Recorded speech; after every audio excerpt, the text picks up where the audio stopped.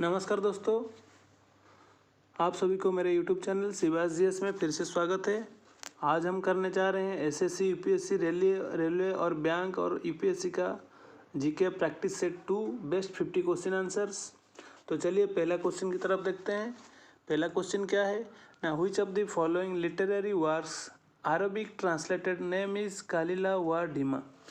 तो इसमें से कौन सा लिटरेरी वर्क्स है जिसका अरबिक फॉर्म है कालिला व डिमा, मतलब उसको अरबिक लैंग्वेज में ट्रांसलेटेड किया हुआ है और अरबिक में उसका नाम क्या है ना, कालिला व डिमा। तो इसका आंसर होगा दोस्तों पंचतंत्र जो विष्णु शर्मा के द्वारा लिखा हुआ था।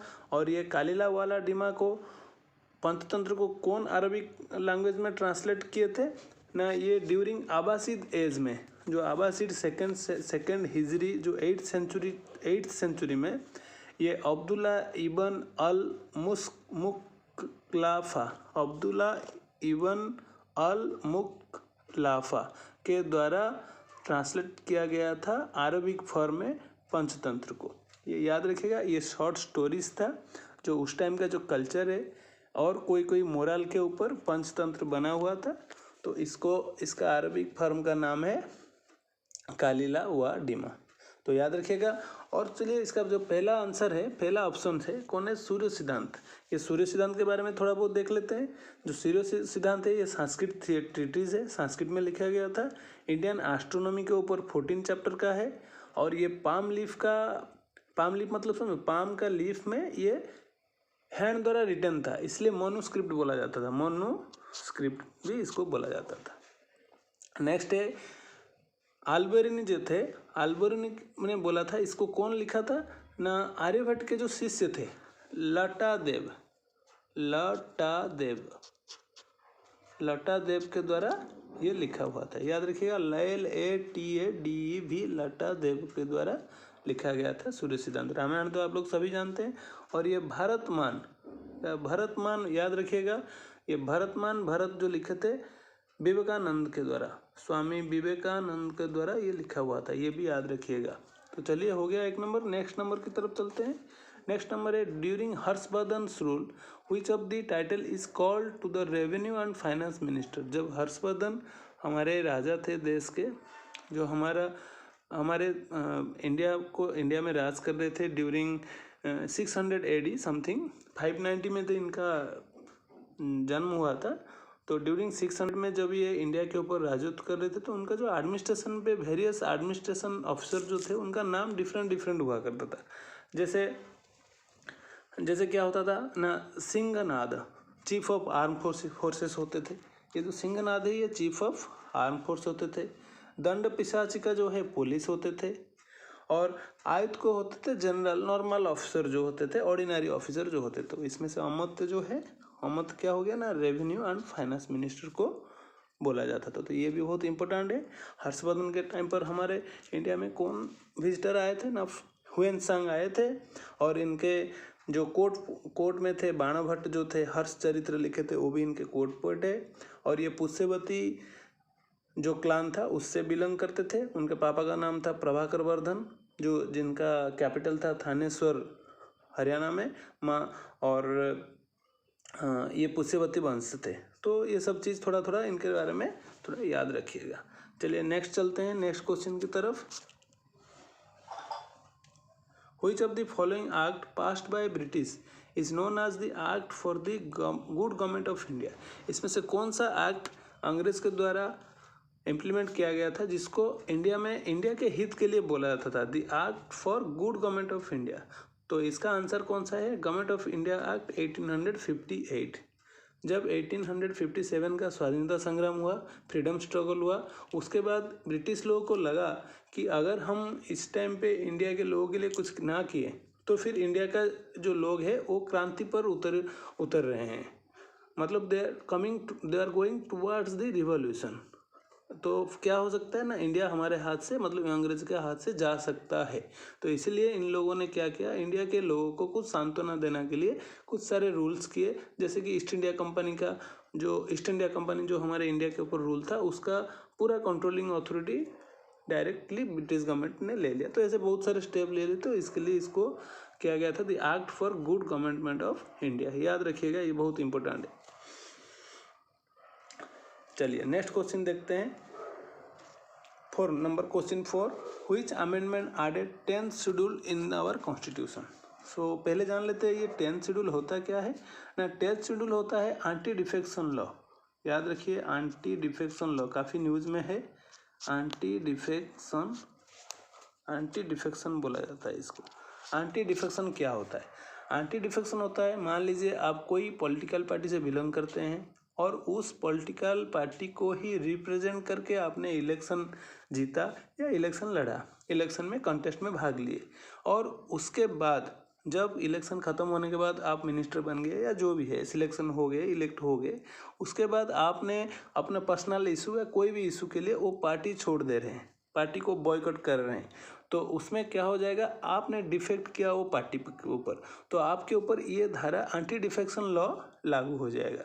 तो इसका ये एंटी डिफेक्शन आपने किया करके कौन है अथॉरिटी ना, जिस भी सदन के होंगे आप, लोकसभा या राज्यसभा, जो कि सदन के होंगे, उनका जो चेयरमैन होंगे, जैसे लोकसभा का वाचस्पति जो स्पीकर होते हैं वो होते हैं, राज्यसभा का वाइस चेयरमैन, वाइस प्रेसिडेंट जो भी होते हैं, तो ये फाइनल अथॉरिटी होंगे।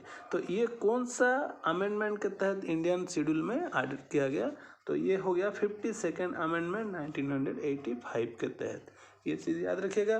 बाकी हमारा मिनी कॉन्स्टिट्यूशन बोला जाता है किसको ना, 42nd अमेंडमेंट 1976 को, ये भी याद रखिएगा। और ये फर्स्ट अमेंडमेंट 1935 फर्स्ट अमेंडमेंट 1951, ये गलत प्रिंट हो गया है, गवर्नमेंट ऑफ इंडिया एक्ट 1935। तो ये फर्स्ट अमेंडमेंट में क्या हुआ था ना, special provision SC ST and OBC के लिए स्पेशल प्रोविजन का एडेड किया गया था। तो चलिए अभी नेक्स्ट क्वेश्चन देखते हैं। ये बहुत इंपॉर्टेंट क्वेश्चन है, काफ़ी न्यूज़ में है, तो इसको भी ध्यान रखिएगा। चलिए नेक्स्ट क्वेश्चन देखते हैं। Number 5 question, arrange the following ranges of India from south to north. पहले देख लेते हैं रेंज क्या होता है। रेंज मतलब ऐसे कंटिन्यू पर्वतमाला होगा, पर्वतमाला को बोलते हैं रेंज। हमारे इंडिया में बहुत सारे पर्वतमाला मिलेंगे, पर्वत श्रृंग, पर्वत, हिल, ये सब अलग, माउंटेन, और ये रेंजेस और हिल, ये सब चीज़ अलग होता है। माउंटेन ये होता है सिंगल, हिल ऐसे होता है एक होगा, और ये रेंजेस बहुत सारे हिल ऐसे माउंटेन मिले होंगे। तो इसका डिटेल्स जो टेक्निकल वर्ड्स है वो ज्योग्राफी क्लास में पढ़ाया जाएगा, इसमें इतना टाइम नहीं रहेगा। चलिए नेक्स्ट देखते हैं। तो विंध्य, अजंता, सातपुरा एंड अरावली रेंज। पहले थोड़ा डिटेल्स हम देख लेते हैं, आप तब तक सोच लीजिए। चलिए पहले है अरावली रेंज। अरावली रेंज कहाँ है ना, हरियाणा में है। ये हो गया सातपुरा रेंज कहाँ पर है ना, आपका तापी रिवर जो है उसके ब्यांग में है, और उसके ऊपर है विंध्य रेंज। इसका पूरा जो डिटेल्स इमेज है इस वीडियो के लास्ट पेज में आपको मिल जाएगा। तो चलिए देखते हैं। नेक्स्ट है विंध्य रेंज है, और अजंता रेंज है, सातपुरा और अरावली। तो इसका आंसर कौन सा होगा, देखिए पहले नीचे में है, सबसे साउथ में है अजंता रेंज जो महाराष्ट्र में, अजंता बी। चलिए नेक्स्ट है, फिर कौन सा है, सातपुरा है, फिर है विंध्य, और नेक्स्ट है अरावली। ये है BCAD 3 होगा इसका आंसर। चलिए नेक्स्ट क्वेश्चन देखते हैं। 6 number question, among the following which country does not touches the boundary of Ukraine. तो यूक्रेन, रोज सर यूक्रेन के न्यूज़ के चलते यूक्रेन काफ़ी न्यूज़ में है, तो हो सकता है ये क्वेश्चन कहीं भी पूछ सकता है। तो इसका इमेज हमने राइट साइड में दिया हुआ है, यहाँ से आप देख के डायरेक्टली बोल सकते हैं कि जो ऑस्ट्रिया है इसके बाउंड्री को टच नहीं करता है। बाकी कौन सा टच करते हैं आप देख ही रहे होंगे, बेलारस, इधर रसिया, इधर जॉर्जिया, और इधर हो गया आपका Moldova, Slovakia, Poland and Belarus. तो ये चीज़ याद रखिएगा, कौन सा, जॉर्जिया टच नहीं करता है, रसिया टच करता है। तो ये हो गया, इसका आंसर हो जाएगा कौन सा ना, ऑस्ट्रिया। नेक्स्ट चलिए देखते हैं। नेक्स्ट क्वेश्चन है question number 7, the knowledge sector of the activity related to education comes under which sector of the economy. देखिए जनरली हम जानते हैं प्राइमरी सेक्टर, सेकेंडरी सेक्टर और टर्शियरी सेक्टर, बट उसके आगे भी अगर हम डीपली थोड़ा इकोनॉमिक्स में जाएंगे, रमेश सिंह बुक हो गया, या डीपली थोड़ा इकोनॉमिक्स के ऊपर चर्चा करेंगे, तो इसमें और भी 2 सेक्टर ऐड हो जाते हैं, जैसे क्वाटरनरी सेक्टर और क्यूनरी सेक्टर। तो इसके बारे में डिटेल्स हम इकोनॉमी का सेक्टर जब पढ़ेंगे तो उस वीडियो में आएगा। तो अभी जनरली आप याद रखिएगा, प्राइमरी सेक्टर सब जानते हैं जो हमारे नेचुरल रिसोर्स को हम यूज़ करते हैं। सेकेंडरी नेचुरल और फाइनल प्रोडक्ट के बीच में जो प्रोडक्ट आता है, जो मशीनरी, वो सेकेंडरी, और जो फाइनल प्रोडक्ट जिसको जनरली कंज्यूमर यूज़ करते हैं वो हो गया टर्शियरी सेक्टर। उसके बाद जो नॉलेज सेक्टर, जो इसको हम नॉलेज को यूज़ करके हम टर्शियरी सेक्टर को यूज़ करते हैं, तो ये हो गया कौन सा, आपका क्वाटरनरी सेक्टर में जाएगा। इंपॉर्टेंट क्वेश्चन है, कभी भी क्वेश्चन में आ सकता है, देख लीजिएगा। चलिए नेक्स्ट क्वेश्चन देखते हैं। चलिए question number 8, the economic term laissez faire means. तो ये चीज़ याद रखिएगा, लाइसेंस फेयर हम सब यूज़ करते हैं, बट इसका मीनिंग क्या है याद रखिएगा। इसका मीनिंग देखिए, ऑप्शन बहुत काफ़ी कॉम्प्लिकेटेड है। नॉन इंटरफेरेंस बाय पब्लिक, मतलब गवर्नमेंट जो करेगा उसमें पब्लिक को इंटरफेयर नहीं करेगा। या non interference by private sector, private sector interfere नहीं करेगा। नॉन इंटरफेरेंस बाय गवर्नमेंट और कंट्रोल गवर्नमेंट, और गवर्नमेंट कंट्रोल करेगा। तो इसमें से कौन सा आंसर होगा, सोचिए एक बार। चलिए, तो इसका आंसर होगा 3। याद रखिएगा, एक्यूरेट आंसर देना है। ऐसे क्वेश्चन का भी काफ़ी बहुत बार एसएससी यूपीएससी में बहुत बार ऐसे क्वेश्चन पूछा है जो नियरली सेम लगेगा, बट इसमें से जो एक्यूरेट होगा उसमें देना है नॉन इंटरफेरेंस बाय गवर्नमेंट। मतलब जो ट्रेड रहेगा, जो भी बिजनेस रहेगा कंट्री में, उसके ऊपर गवर्नमेंट का कोई इंटरफेरेंस नहीं रहेगा। ओनली मार्केट फोर्सेस जो है, लैंड, लेबर, लॉ, जो भी रहेगा, या जो भी व्यापारी रहेंगे या जो उसका यूज़ करने वाले होंगे, उनके ऊपर ये कंट्रोल डायरेक्ट रहेगा। गवर्नमेंट का इंटरफेरेंस नहीं रहेगा। कंट्रोल गवर्नमेंट अलग चीज़ है। कंट्रोल गवर्नमेंट जो है वो डिस्क्रिप्शन कुछ अलग चीज़ है, वो गवर्नमेंट कंट्रोल करके रखेगा। और नॉन इंटरफेरेंस मतलब, देखिए, कंट्रोल मतलब पूरा रूल्स रेगुलेशन पूरा गवर्नमेंट ही बनाएगा, बट नॉन इंटरफेरेंस मतलब कोई भी कार्य में अपना हस्तक्षेप नहीं करेगा। तो ये डिफरेंट चीज़ है, तो याद रखिएगा नॉन इंटरफेरेंस बाय गवर्नमेंट। चलिए, ये हो गया question number 8। Question number 9, in which state और union territories union home minister launch the India's first district good governance index. ये बहुत इंपॉर्टेंट करंट न्यूज़ है। तो इसका आंसर है JNK। अभी फिलहाल होम मिनिस्टर का विजिट हुआ था, उसी टाइम पे उन्होंने लॉन्च किया था India's first district good governance index. इसमें शायद जो जम्मू है वो टॉप में आया है, जो भी है। तो ये चीज़ याद रखिएगा, direct conceptual direct fact question है, तो इसको याद रखिएगा। चलिए नेक्स्ट चलते हैं। नेक्स्ट देखते हैं, what is dostarlimab, developed by USS GSK company है, उसने डेवलप किया है। न्यूज़ में था डस्टारलिमाब काफ़ी, times of India, the Hindu और इंडियन एक्सप्रेस में 2-3 दिन तक ये काफ़ी न्यूज़ में था। ये साइंस का क्वेश्चन है, तो ये क्या है एक बार याद कर लीजिए, फिर देखते हैं। चलिए, एंटी कोविड नहीं है, एंटी मलेरिया नहीं, मलेरिया का हमने पहला वीडियो में बताया था, मलेरिया का मॉस्किटोनेक्स जो थे वो मलेरिया का वैक्सीन निकला था। एंटी कैंसर ड्रग या एंटी TB ड्रग्स, तो इसका सही आंसर होगा एंटी कैंसर ड्रग। ये भी काफ़ी न्यूज़ में है, डस्टारलिमाब, इसका नाम याद रखिएगा। चलिए नेक्स्ट क्वेश्चन देखते हैं, क्वेश्चन नंबर 11, आज पर state forest report 2021 which state has largest mangroves in India. India का कौन सा स्टेट में सबसे ज़्यादा मैंग्रोव्स पाया जाता है। मैंग्रोव्स जो है सॉल्ट को, मतलब सॉल्ट पानी में भी ये बढ़ सकता है। सॉल्ट पानी का इसके ऊपर कोई इफेक्ट नहीं होता है, सॉल्ट विरोधी है ना, लवण विरोधी है। तो ये जो मैंग्रोव्स है ये एनवायरनमेंट के तौर पर काफ़ी इम्पोर्टेंट है, ये एनवायरनमेंट को कंजर्वेशन करने के लिए काफ़ी मदद करता है। तो ये सबसे जो स्टेट फॉरेस्ट रिपोर्ट हमारा 2021 आया है, उसके तहत सबसे ज़्यादा कौन से स्टेट में ज़्यादा मैंग्रोव्स है, चलिए एक बार याद करिए। चलिए, इसका आंसर हो जाएगा कौन सा, 3, वेस्ट बंगाल में सबसे ज़्यादा, वेस्ट बंगाल में। नेक्स्ट होगा अंडमान निकोबार, नेक्स्ट गुजरात में, तो याद रखिएगा। और सबसे और एक इम्पोर्टेंट है, जो पिछले बार की तरह इससे पहले 2021 से पहले जो स्टेट फॉरेस्ट रिपोर्ट आया था, उसके मुताबिक इस बार सबसे ज़्यादा मैंग्रोव्स कौन इंक्रीज़ किया है, कौन सा स्टेट इंक्रीज़ किया है, तो उड़ीसा, याद रखिएगा, ये बहुत इंपॉर्टेंट है। 21 स्क्वायर किलोमीटर शायद समथिंग ऐसे कुछ इंक्रीज हुआ है, याद रखिएगा। चलिए नेक्स्ट क्वेश्चन देखते हैं, आज पर state forest report which type of forest contribute largest share in India forest.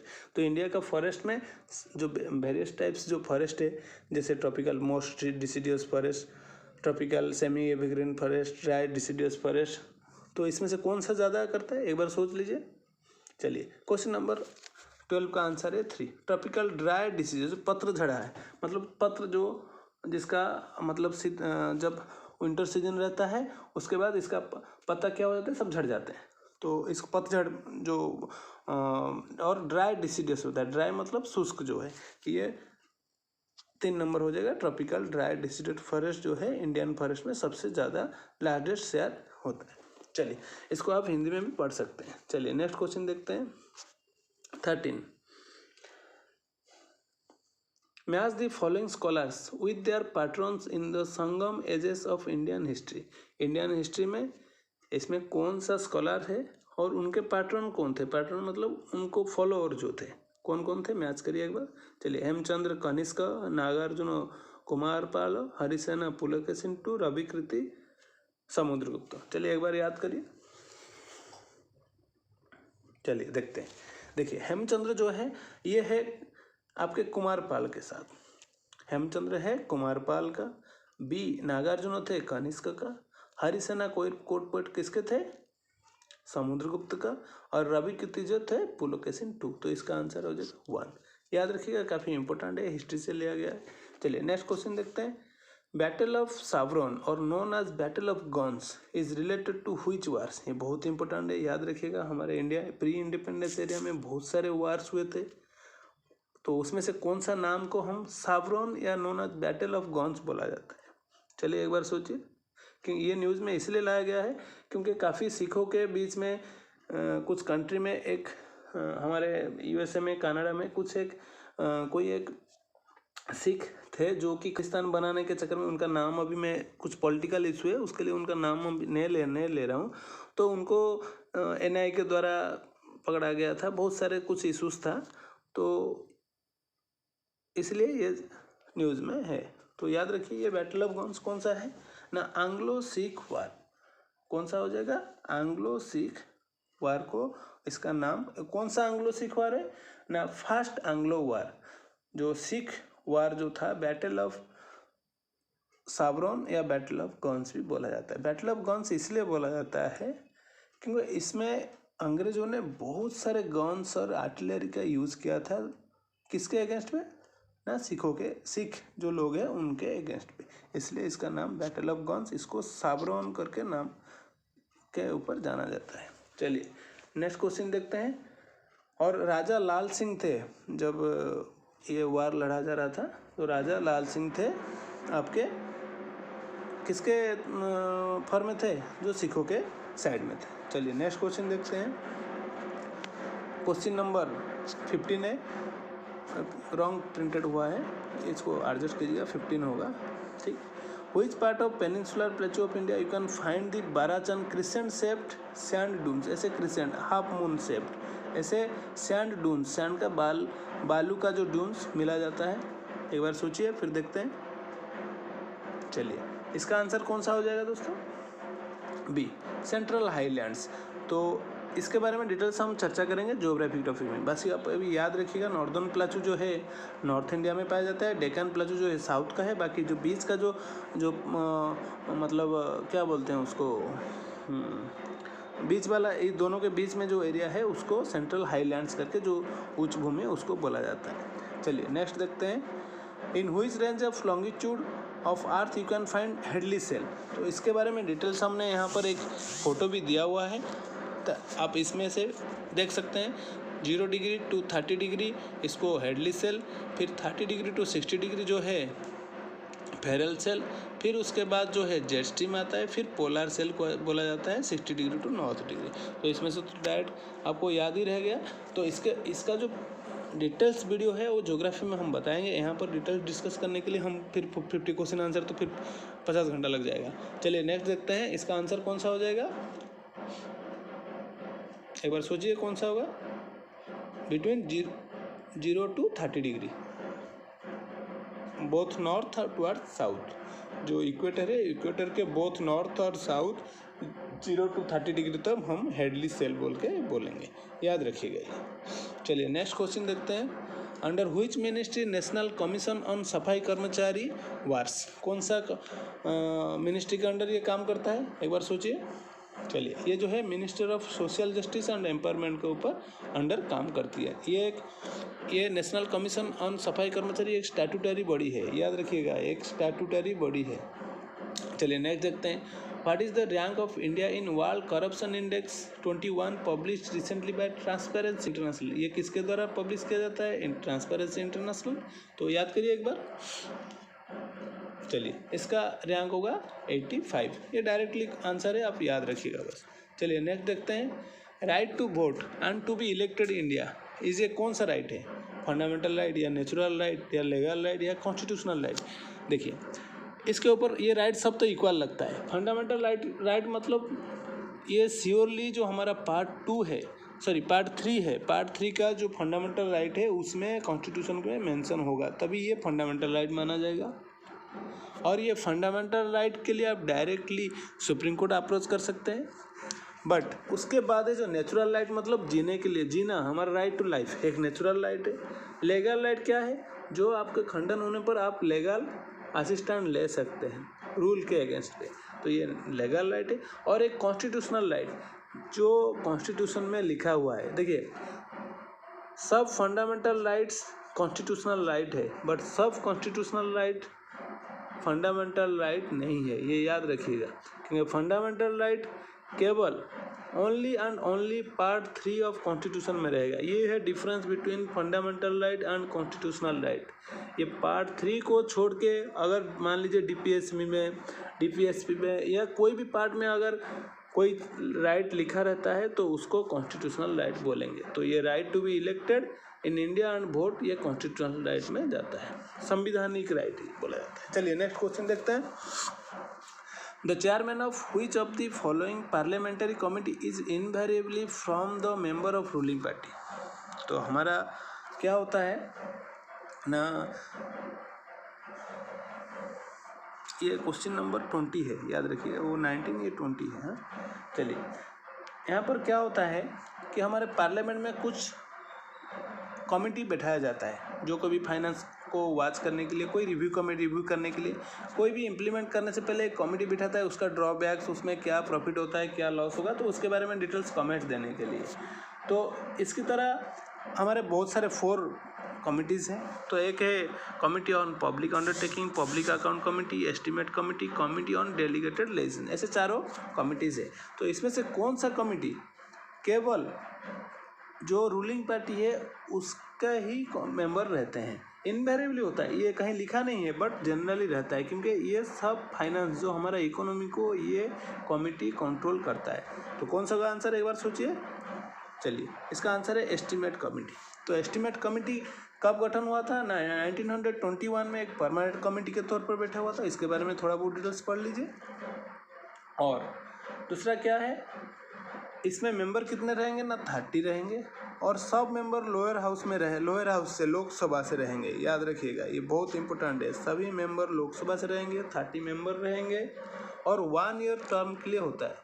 कितने ईयर टर्म के लिए? 1 ईयर टर्म, याद रखिएगा। ये जो चीज़ है ये बहुत इंपॉर्टेंट चीज़ है। इसका जो फैक्चुअल डाटा है आप याद रखिए पॉइंट बाय पॉइंट। चलिए नेक्स्ट क्वेश्चन देखते हैं, 21 question number, which of the following is wrong about MP LAD scheme.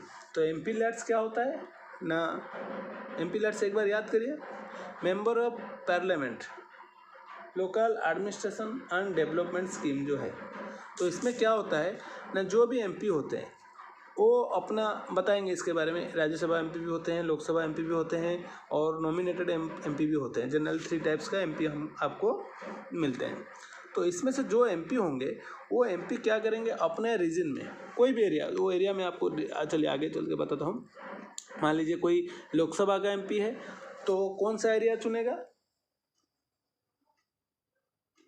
चलिए, लोकसभा का एमपी जो है वो अपना कॉन्स्टिट्यूंसी जहाँ से वो इलेक्टेड हुआ होगा। राज्यसभा एमपी होगा तो उनका स्टेट में। और जो नॉमिनेटेड मेंबर होंगे वो कहीं भी, कोई भी देश का, कोई भी कंट्री का कोई भी पार्ट में एक जगह, कोई एक स्थान चुन सकते हैं उसका डेवलपमेंट के लिए। जो कि पिछड़ा हुआ होगा तो उसको डेवलप के लिए वो चूज़ करके देंगे। और उसको चूज़ करना है और उसको डेवलप करना है डिस्ट्रिक्ट अथॉरिटी के साथ मिलके। तो छोड़िए जो भी है, तो ये जनरली 3 टाइप्स का एमपी है। आप ये भी क्वेश्चन याद रखिएगा, एक राज्यसभा, एक लोकसभा और एक नॉमिनेटेड। राज्यसभा का एमपी कहाँ से चुनेंगे, एनीवेयर इंडिया। लोकसभा जहाँ से वो इलेक्टेड हुए हैं, और राज्यसभा है जो स्टेट से वो इलेक्ट हुए हैं। चलिए अभी देखते हैं। तो इसके लिए कौन सा, ये जो 4 ऑप्शन है, क्या the total money received under is 10 crore annually, और the interest accrued on the fund credited to the consolidated fund of India. जो पैसा इनके अकाउंट में आता है, ये डायरेक्टली याद रखिएगा डिस्ट्रिक्ट अथॉरिटी के डायरेक्ट अकाउंट में आता है सेंट्रल गवर्नमेंट के थ्रू। अच्छा, इसमें ये जब अकाउंट में रहता है तो कुछ इंटरेस्ट भी आता होगा, तो ये इंटरेस्ट जो है direct consolidated fund of India account में जाएगा। और थर्ड ऑप्शन क्या है, ministry of statistics formulate the MP LAD policy. तो मिनिस्ट्री ऑफ स्टैटिस्टिक्स से ये फॉर्मुलेट करता है क्या क्या डेवलप होगा, क्या क्या डेवलप नहीं होगा इसके बारे में। और it is a non lapsable fund. Non lapsable मतलब, लैप्स मतलब ऐसे होता है, मान लीजिए 5 साल के लिए दिया गया है, 5 साल में अगर आप ख़त्म नहीं करेंगे तो 5 साल के बाद वो वापस हो जाएगा, बट ऐसे नहीं है, वो लैप्स नहीं होता है, वो कंटिन्यू चलते रहता है, वहीं पर फंड पड़े रहेगा। चलिए, ये काफ़ी न्यूज़ में है क्योंकि अभी अभी एक अमेंडमेंट हुआ है कि जो इसका इंटरेस्ट रेट है ये directly consolidated fund of account में क्रेडिट हो जाएगा, बट पहले ऐसे नहीं होता था, इसलिए न्यूज़ में आया है। तो चलिए, इसमें कौन सा रंग है, चलिए एक बार सोचिए। चलिए, इसका आंसर हो जाएगा ए। टोटल अमाउंट जो मिलता है 5 crore, इसका अमाउंट को अभी रिसेंटली बढ़ाया गया है। 2.5 crore था पहले, तो 2.5 crore था और अभी हो गया है 5 crore। याद रखिएगा 5 crore होता है। इंटरेस्ट जो अक्रूड होता है डायरेक्ट कंसोलिडेटेड फंड में जाएगा, मिनिस्ट्री ऑफ स्टैटिस्टिक्स जो ये फॉर्मुलेट करेगा, और ये नॉन लैप्सेबल फंड है। बहुत इंपॉर्टेंट है, काफ़ी न्यूज़ में है, याद रखिएगा। चलिए नेक्स्ट क्वेश्चन देखते हैं। 22, the battle of Lexington and Concord related to which revolution. ये वर्ल्ड हिस्ट्री से आया है, जैसे हमारा फ्रेंच रिवॉल्यूशन हुआ है, रशियन रिवॉल्यूशन हुआ है, अमेरिका वार ऑफ इंडिपेंडेंस हुआ है। तो इसमें से ये जो वार है, ये खास करके ये जो बैटल और वार में याद रखिएगा, वार बड़ा होता है, बैटल छोटा होता है, मतलब बैटल वार का एक पार्ट होता है। तो चलिए, ये कौन सा पार्ट में आता है, ये कौन सा रिवॉल्यूशन के थ्रू आता है, एक बार सोचिए, याद रखते हैं फिर याद करते हैं। चलिए, ये हो जाएगा आंसर, कौन सा हो जाएगा दोस्तों, बी, अमेरिकन रिवॉल्यूशन। ये 1775 से लेकर 1783 से हुआ था, और ट्रीटी ऑफ पेरिस, जो ट्रीटी ऑफ पेरिस से ये कंक्लूड हो गया था। और एक ट्रीटी ऑफ पेरिस भी हमारे इंडिया के वार में हुआ था, उसको याद करिएगा कौन सा पेरिस, कौन सा वार बैटल में हुआ था। चलिए नेक्स्ट क्वेश्चन देखते हैं। और एक चीज़ दोस्तों मैं यहाँ बताना चाहूँगा कि हमारा जो ये सीरीज़ है, ये क्वेश्चन आंसर सीरीज़ है, तो इसमें हम डिटेल्स जानकारी नहीं दे रहे हैं, क्योंकि इसमें अगर हम डिटेल्स जानकारी देने चलेंगे तो फिर ये 50 क्वेश्चन कभी पूरा नहीं हो पाएगा। बाकी हमारा रेस्पेक्टिव जो भी पर्टिकुलर वीडियो है, पर्टिकुलर टॉपिक के ऊपर वो बन रहा है, और हमारा अभी नेक्स्ट जो है यूपीएससी के लिए day by day particular GS mains writing और ऐसे राइटिंग प्लस इंग्लिश का question answer writing plus with question answer writing, और स्पेशलाइज टॉपिक के ऊपर जो भी ऐसे और जो भी इम्पोर्टेंट पर्सनैलिटीज है उसके ऊपर भी वीडियो आगे आगे आ रहा है, प्लस डेली करंट अफेयर्स भी आएगा। उसके साथ एसएससी के लिए अभी एसएससी जीडी का भी नोटिफिकेशन आ गया है, उसके लिए एक सेपरेट क्लास हम daily practice set GK, reasoning, math और इंग्लिश ये सब को लेके भी धीरे धीरे कराएंगे।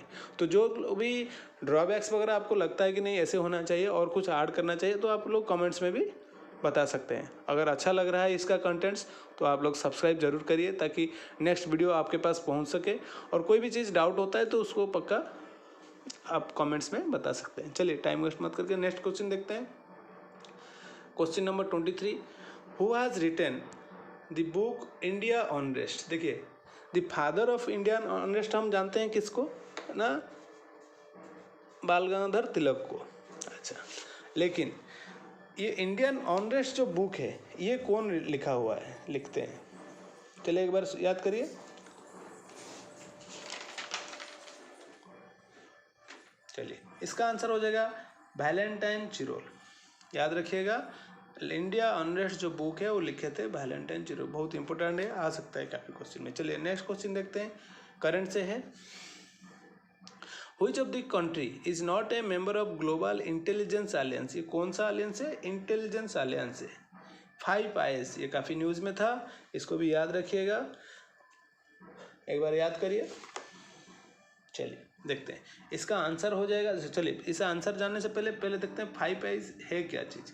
5 आईज मतलब 5 कंट्रीज है। आई इसलिए नाम कोड नेम दिया गया है। आई हम किस लिए याद रखते हैं, आई किस लिए यूज़ करते हैं, जैसे किस चीज़ को देखने के लिए।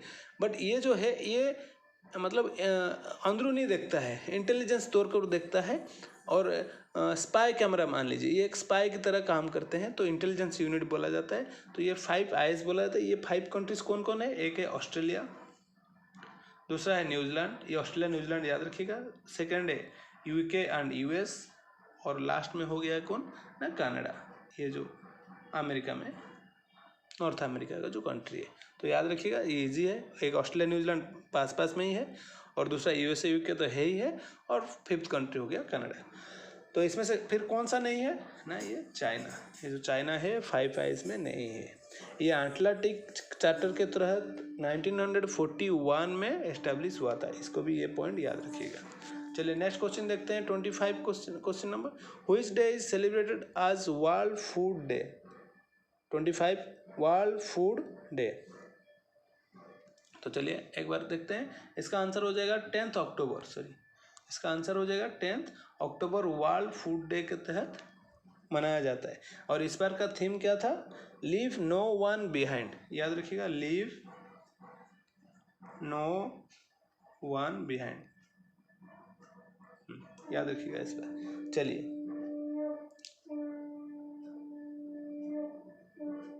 नेक्स्ट क्वेश्चन देखते हैं। 26, if you travel from north to south in China then arrange the cities from north to south. तो ये काफ़ी चाइना का जो सिटीज़ है, काफ़ी दंगे फसाद हुए थे, और हांगकांग में हमारा अम्ब्रेला रिवोल्यूशन भी हुआ था। तो इसके चलते ये सिटीज़ काफ़ी न्यूज़ में है। तो इस राइट साइड में दिया हुआ है इमेज, यहाँ से देख के भी बता सकते हैं, तो देख लीजिए। पहले आएगा, हम अगर जाएंगे नॉर्थ टू साउथ, पहले कौन सा आएगा, बेजिंग, फिर उसके बाद गुआंगझो, फिर उसके बाद शंघाई, और लास्ट में आएगा हांगकांग। तो इसका आंसर कौन सा हो जाएगा ना, ABCD, आंसर 1। चलिए नेक्स्ट क्वेश्चन देखते हैं। 27, where is India's first nuclear energy partnership centre, global centre for nuclear energy partnership. याद करिए इसको। चलिए इसका आंसर हो जाएगा हरियाणा, खेरी जसोर में, हरियाणा में ये है global centre for nuclear energy partnership. Factual question है, डायरेक्टली याद रखिएगा। चलिए नेक्स्ट क्वेश्चन देखते हैं। Who is known as green man of India. एक बार सोचिए, देखिए MS स्वामीनाथन जो थे ग्रीन रिवोल्यूशन के लिए माना जाते थे, not green man of India. इससे पहले ये चीज़ बता देते हैं। तो चलिए पहले देखते हैं ऑप्शन क्या क्या है। सुदर्शन महापात्र, MS स्वामीनाथन, डॉक्टर अब्दुल घानी, और डॉक्टर APJ अब्दुल कलाम। एक बार याद कीजिए, फिर देखते हैं। चलिए इसका आंसर हो जाएगा डॉक्टर अब्दुल घानी। ये किस लिए ग्रीन मैन ऑफ इंडिया बोला जाता है, क्योंकि ये चेन्नई में हॉस्पिटल एक क्या बोलते हैं उसको, एम्बुलेंस स्टार्ट किए थे। किसके लिए ना, पेड़ के लिए। जो भी ट्री कट जाएगा तो उसको ज़रूरी उपचार के लिए एक एम्बुलेंस का इंट्रोडक्शन वो किए थे। तो इसको इसलिए उनको ग्रीन मैन ऑफ इंडिया का आख्या दिया गया है। तो याद रखिएगा, ये डॉक्टर अब्दुल घानी। चलिए नेक्स्ट देखते हैं। 29 नंबर, what causes by oncolytic virus. So ये ऑन्कोलिटिक वायरस जो है, ये क्या हमारे शरीर में कौन सा बीमारी करता है, या क्या इसका रिएक्शन क्या रहता है। चलिए एक बार याद करिए, ये काफ़ी न्यूज़ में था। चलिए ये ऑप्शन जो है, develop cancer cell, develop sickle cell, kill cancer cell, और किल कोविड सेल। तो कोविड न्यूज़ में था करके आया था, बट ये कोविड का नहीं है। ये क्या है, किल्स कैंसर सेल्स। तो ये ऑन्कोलिटिक वायरस जो है, ये कैंसर सेल को किल्स मतलब मार दे, खत्म कर देता है। चलिए नेक्स्ट क्वेश्चन देखते हैं। Payment vision document is a document released by. याद रखिए, ये काफ़ी न्यूज़ में था। चलिए देखते हैं, ये मिनिस्टर ऑफ फाइनेंस से है, या इकोनॉमी सर्वे ऑफ इंडिया का है, या पेमेंट कॉर्पोरेशन ऑफ इंडिया का है, या RBI का। चलिए ये जो आंसर होगा RBI का, रिजर्व बैंक ऑफ इंडिया ने एक डॉक्यूमेंट रिलीज किया हुआ है, पेमेंट विजन डॉक्यूमेंट करके। चलिए नेक्स्ट देखते हैं 31 question. Which ruler brought an Ashokan pillar inscription from Topra Haryana to Delhi which was later deciphered by British. Deciphered मतलब उसको ट्रांसलेटेड किया हुआ था। तो कौन, एक बार सोचिए, देखते हैं फिर। तो इसका आंसर हो जाएगा फिरोज शाह तुगलक, याद रखिएगा, फिरोज शाह तुगलक। चलिए नेक्स्ट क्वेश्चन देखते हैं। Which is correct about the yearly वैदिक पीरियड सोसाइटी। जो ईयरली वैदिक पीरियड सोसाइटी था, कब से कब तक था? 1500 से लेके 1000 BC तक। तो चलिए ये ईयरली वैदिक जो पीरियड था, तो इसमें से कौन सा सही है? तो देखिए पहले क्या फर्स्ट ऑप्शन दिया, the society was nomadic Hunter. Nomadic मतलब जाजाबर जिसको बोलते हैं, एक जगह से दूसरी जगह भटकने वाले थे। The wealthy man was called Gomat. जो इस सोसाइटी में जो सबसे रिच पर्सन था उसको गोमात बोला जाता था। या they settle on the foothills of Himalaya. जो हिमालय था, हिमालय के तट पर या हिमालय के नीचे ये लोग सेटल हुए थे। और Prajapati was the supreme God. उस टाइम पे जो प्रजापति थे वो सुप्रीम गॉड माना जाता था। चलिए इसका आंसर कौन सा हो जाएगा ना? बी हो जाएगा इसका correct answer. The wealthy man was called Gomat. बाकी ये सब तीनों जो ऑप्शन है वो रॉन्ग है। तो सही क्या है? देखिए ये नोमैडिक नहीं थे, ये फार्मर्स थे, मतलब कृषि वगैरह करते थे और पास्टोरल रहते थे। इसको बोलते थे पास्टोरल, एक वर्ड है पास्टोरल। नदी के तट पर ये लोग अपना खेत करते थे, उससे ही जीवन यापन बिताते थे।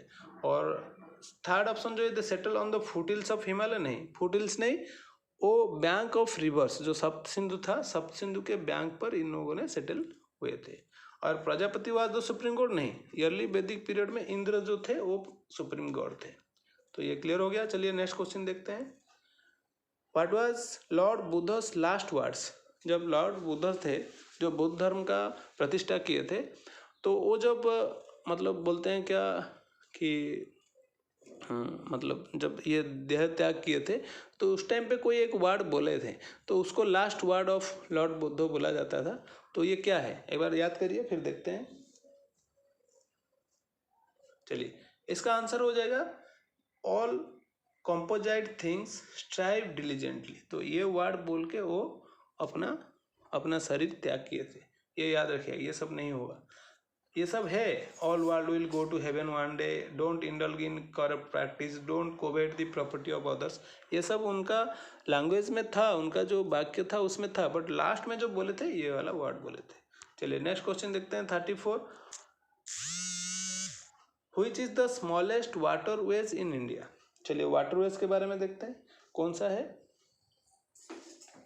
चलिए हमारे इंडिया में वाटरवेज जो है 111 के लिए परमिशन दिया गया है। इंडिया इनलैंड अथॉरिटी जो है, national inland authority of India ने 111 वाटरवेज के लिए परमिशन दिया गया है, जिसमें से 6 बन गया है ऑलरेडी और 105 अभी डेवलप सिचुएशन पे है, डेवलप हो रहा है धीरे धीरे। तो ये इनलैंड अथॉरिटी क्या होता है एक्चुअली, जहाँ रिवर को रिवर जोड़ता है, और रिवर में जो हमारा ट्रांसपोर्टेशन होता है वो काफ़ी कम खर्चा में आता है, इसलिए वो रिवर टू रिवर जोड़ के ट्रांसपोर्टेशन के लिए इसको जनरली डेवलप किया जा रहा है।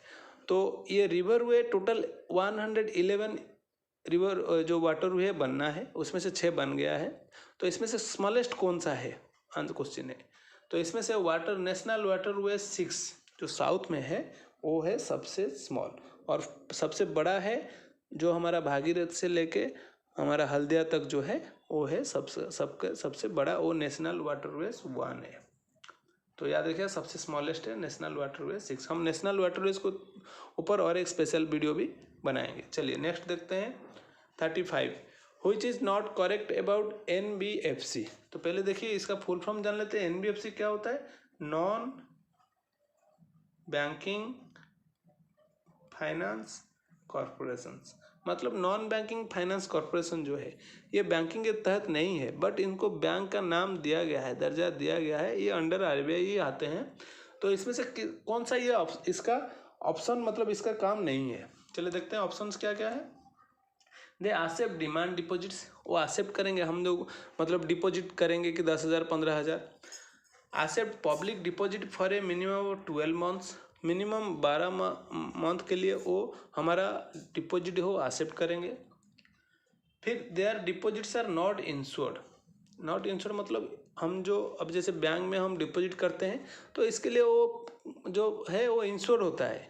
मतलब कभी अगर मान लीजिए कि कहीं गुम हो गया या बैंक के तहत कोई लॉस हो गया या बैंक कहीं दूसरी जगह ट्रांसफ़र हो गया या जल गया या कोई भी इंसिडेंट हो गया तो इसके लिए वो जो मनी रहता है वो इंश्योर्ड रहता है, लेकिन ये इंश्योर्ड नहीं है करके दे रहा है।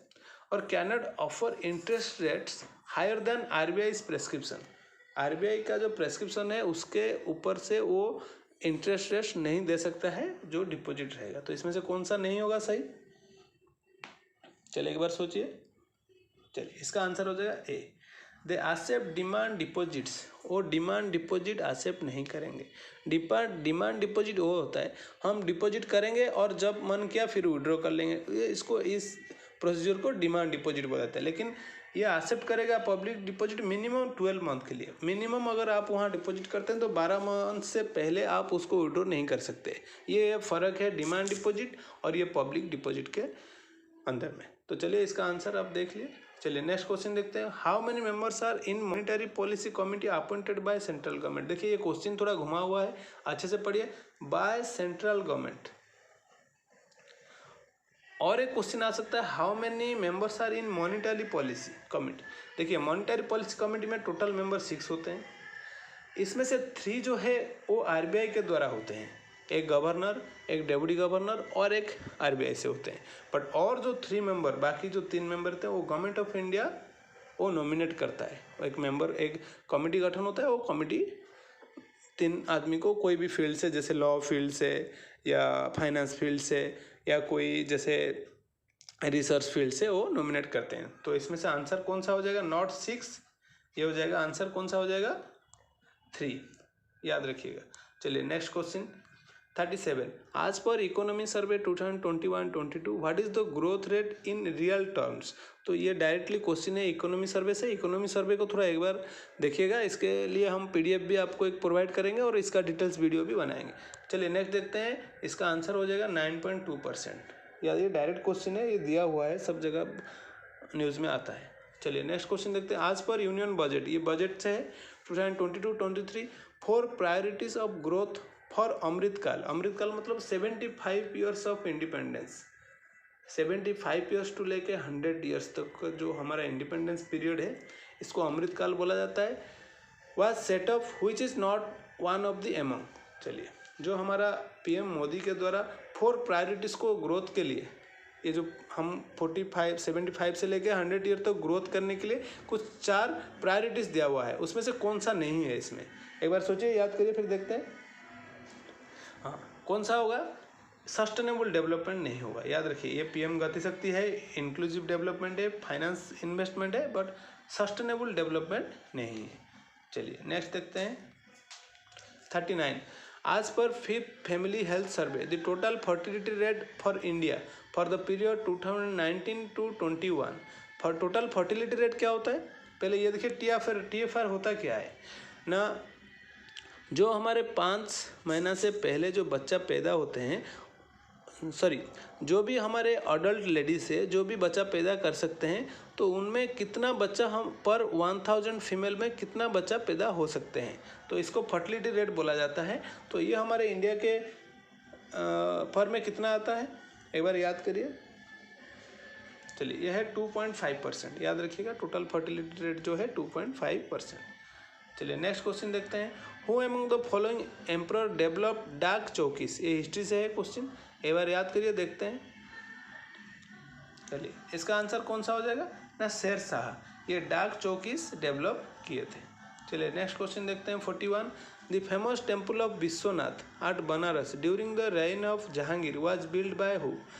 ये जो विश्वनाथ टेम्पल था है बनारस में, जो कि जहांगीर जब इंडिया में तब उसी पीरियड के दौरान बनाया गया था। कौन बनाए थे? चलिए एक बार सोचिए। चलिए इसका आंसर कौन सा हो जाएगा ना? वीर सिंह देव बुंदेला। ये बुंदेलाखंड में है, तो ये बनारस में बुंदेला राजा के द्वारा विश्वनाथ टेम्पल बनाया गया था। और ये किसके राइन के ड्यूरिंग, मतलब पीरियड के ड्यूरिंग बनाया गया था ना? जहांगीर जब इंडिया में शासन कर रहे थे। चलिए नेक्स्ट क्वेश्चन देखते हैं 42। Was the governor general of India during freedom struggle of India 1857। चलिए कट गया है। 1857 जब चल रहा था हमारा इंडिया फ्रीडम ऑफ स्ट्रगल, तो उस टाइम पे कौन गवर्नर जनरल थे?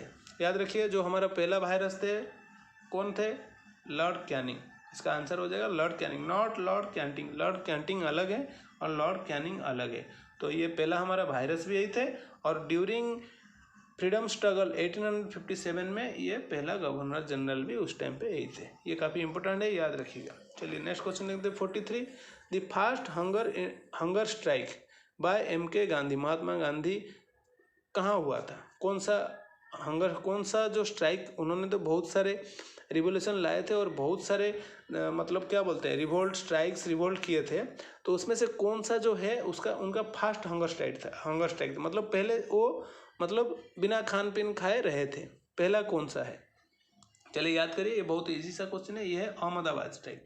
जो अहमदाबाद में जो वो स्ट्राइक किए थे, वो पहला हंगर स्ट्राइक था महात्मा गांधी का। चलिए नेक्स्ट क्वेश्चन देखते हैं। Who among the following attended all the 3 round table meetings? जो राउंड टेबल मीटिंग 1931, 32, 33 में हुआ था, तो उसमें से कौन सा व्यक्ति है जो तीनों राउंड टेबल मीटिंग थे वो अटेंड किए थे? चलिए ये भी काफ़ी इंपॉर्टेंट है। चलिए इसका आंसर हो जाएगा डायरेक्टली BR अम्बेडकर। ये याद रखिएगा, बहुत ही। MK गांधी जो थे ओनली सेकंड अटेंड किए थे, याद रखिएगा, ओनली सेकंड अटेंड किए थे। चलिए नेक्स्ट क्वेश्चन देखते हैं 45। What is incorrect about Kalika माता टेम्पल एट गुजरात? अभी रिसेंटली क्या हुआ ना, PM नरेंद्र मोदी इसका रिनोवेशन किए। ये मतलब इसके जगह पर एक मॉस्क्यू बना गया था, तो उसको उन्होंने फिर मॉस्क्यू को अलग करके ये माता जी टेम्पल को डेवलप किया। ये काफ़ी इंपॉर्टेंट है, ये काफ़ी न्यूज़ में 2-3 दिन तक न्यूज़ में था, और लाइव वीडियो भी चल रहा था इसका। उन्होंने पूजा भी पर्सनली जाके PM मोदी ने वहाँ पूजा भी अटेंड किया। तो इसके बारे में कौन सा गलत है, एक बार पढ़िए। It is one of the शक्तिपीठ, ये ठीक है। It is UNESCO heritage site, ये भी ठीक है। और it is a part of Champaner Pavagadh archaeological park, जो यूनेस्को वर्ल्ड हेरिटेज साइट है उसका पार्ट है, ये भी ठीक है। और कौन सा गलत है? डिस्ट्रॉयड बाय मोहम्मद घोरी, नहीं, मोहम्मद घोरी के द्वारा नहीं, मोहम्मद गजनी के द्वारा उस टाइम पे ये डिस्ट्रॉय किया हुआ था। ये मोहम्मद घोरी के द्वारा डिस्ट्रॉय नहीं किया हुआ था। चलिए नेक्स्ट, चलिए देखते हैं। मोहम्मद गजनी नहीं, और कोई राजा थे, मोहम्मद अहमद करके ऐसे कुछ थे, उन्होंने डिस्ट्रॉय किया था। तो याद रखिएगा, ये करेक्शन है। चलिए नेक्स्ट देखते हैं 46। वेब 5.0, ये वेब प्लेटफॉर्म डेवलप्ड बाय, ये वेब प्लेटफॉर्म ये डायरेक्टली 2-3 दिन न्यूज़ में था। वेब 5.0 ये किसने डेवलप किया था, याद करिए एक बार। चलिए ये डेवलप किया हुआ है ट्विटर की तरफ से। ट्विटर ने ये वेब 5.0 ये वेब प्लेटफॉर्म, जैसे गूगल है वैसे ही वेब प्लेटफॉर्म, ये वेब प्लेटफॉर्म जो ट्विटर ने लॉन्च किया था। चलिए नेक्स्ट क्वेश्चन देखते हैं 47 question. What is wrong about interstate council, जो आर्टिकल 263 के तहत है? एक बार याद करिए, देखिए कौन सा रॉन्ग है। चलिए देखते हैं। पहला ऑप्शन है it is a permanent constitutional body. It was established by a presidential order in 28 May 1990. Its meeting held once a year. PM chairs Interstate Council. तो देखिए इसमें से गलत कौन सा है ना, C 47, इसका आंसर है C। देखिए ये एक परमानेंट कॉन्स्टिट्यूशनल बॉडी है, क्यों? क्योंकि आर्टिकल 260 के तहत ये ऐड किया हुआ है। और it was established by presidential order, ठीक है, ये 1990 में एस्टेब्लिश हुआ था। और its meeting held once year, नहीं ऐसे वंस ईयर कोई ये नहीं है, बट कुछ प्रावधान चल रहा था। साउथ के कुछ कोई नेता, कोई मिनिस्टर बोले थे कि इसको एटलीस्ट ईयर में 2 बार मतलब मीटिंग किया जाए करके, बट नहीं हुआ है अभी तक। वो पहला इससे पहले 1900 समथिंग 2019 या कभी में हुआ था, तो अभी नहीं हुआ है, बहुत दिन हो गया, 5-6 साल 7 साल हो गया, तो इसलिए काफ़ी न्यूज़ में था। और PM जो है इसके चेयरमैन रहते हैं इंटरस्टेट काउंसिल का। तो इसके बारे में हम जब इसका पॉलिटिकल डिटेल्स वीडियो आएगा क्वेश्चन आंसर में, उसमें हम पढ़ाएंगे। चलिए नेक्स्ट क्वेश्चन देखते हैं। Which country has the highest jute production in the world? ये काफ़ी डायरेक्ट फैक्चुअल क्वेश्चन है, डायरेक्ट क्वेश्चन है, याद करिए। जनरली सब बांग्लादेश को टिक करेंगे, बट बांग्लादेश नहीं है, इसका आंसर है इंडिया। इंडिया जो है वर्ल्ड का सबसे हाईएस्ट जूट प्रोडक्शन है। पिछले क्वेश्चन में हम लोग पिछले जो सेट में उसमें दिया था टीन में कौन सा टॉप था, तो इस बार ये जूट का है इंडिया। चलिए, और राइस प्रोडक्शन में कौन सा है? राइस प्रोडक्शन में चाइना। याद रखिएगा, राइस प्रोडक्शन में चाइना। चलिए नेक्स्ट देखते हैं 49 question. Which is the sector related to PM Narendra Modi Panchamrit commitment. एक बार पंचामृत कमिटमेंट पीएम नरेंद्र मोदी के द्वारा दिया गया है, तो इसमें से कौन सा सही नहीं है। मतलब ये पंचामृत जो कमिटमेंट है ये किसके अगेंस्ट पे है, मतलब किस रिलेटेड है। फर्स्ट दिया हुआ है anti corruption, climate pledges. Climate pledges मतलब हम क्लाइमेट को सुधारने के लिए कोई पदक्षेप ले रहे हैं या कोई मतलब क्या बोलते हैं हम लोग शपथ लेते हैं, उसके रिलेटेड है, या योगा फॉर हेल्थ कमिटमेंट, या एजुकेशन पॉलिसी के रिलेटेड है। चलिए एक बार सोचते हैं फिर देखते हैं। चलिए इसका आंसर हो जाएगा क्लाइमेट प्लेजेस। मतलब हम क्लाइमेट को सुधार करने के लिए 2047 तक दिया हुआ है, तो उसमें लिए कुछ पंचामृत कमिटमेंट दिए हुए थे। पंचामृत मतलब हमारा जो वर्ल्ड है वो कुछ तत्वों को मिलाकर है, जैसे अग्नि, वायु, जल, पृथ्वी, आकाश। तो ये होता है पंचामृत। इसको ही बोला गया था पीएम के नरेंद्र मोदी के द्वारा, ये पंचामृत है। तो इसको हम स्वच्छ करने के लिए जो भी स्टेप लेंगे, इसको स्वच्छ करने के लिए लेंगे, इसलिए उसका पंचामृत कमिटमेंट बोला गया था। तो ये क्लाइमेट चेंज प्लेजेस है। चलिए नेक्स्ट लास्ट क्वेश्चन है आखिर आज का। Where was COP COP26 2000 held. COP मतलब कॉन्फ्रेंस ऑफ पार्टीज। ये क्लाइमेट चेंज के रिलेटेड है, क्लाइमेट के ऊपर है, एनवायरनमेंट से क्वेश्चन है। तो कहाँ पर हुआ था याद करिए एक बार। चलिए ये हुआ था ग्लासगो यूके में ग्लासगो में 2021 में ये हुआ था। चलिए दोस्तों, और लास्ट जो है मैं आपको पहले ही बोला था, जो हमारा रेंजेस है इंडिया में, उसका ये जो न्यूज़ है उसको पॉज करके आप स्क्रीनशॉट रख सकते हैं, इससे आप डिटेल्स देख लेंगे। चलिए दोस्तों, thank you for watching. And अगर आपको ये वीडियो अच्छा लगे तो ज़रूर सब्सक्राइब और बेल आइकन को भी टैप कर लीजिएगा, ताकि नेक्स्ट वीडियो आपके पास पहुंच सके। अगर इस वीडियो के तहत कोई आपको गलत लगे या कोई इन्फॉर्मेशन आप देना चाहेंगे तो पक्का इसमें आप लाइक और जो भी कमेंट्स है कमेंट ज़रूर कीजिएगा और शेयर भी ज़रूर कीजिएगा। और इसको खास करके इसको सब्सक्राइब कर लीजिए, ताकि नेक्स्ट वीडियो आपके तहत पहुंच सके और हम इससे भी अच्छा वीडियो नेक्स्ट आपको प्रोवाइड कर सके। चलिए तब तक नेक्स्ट वीडियो के लिए, तब तक bye, good night, thank you.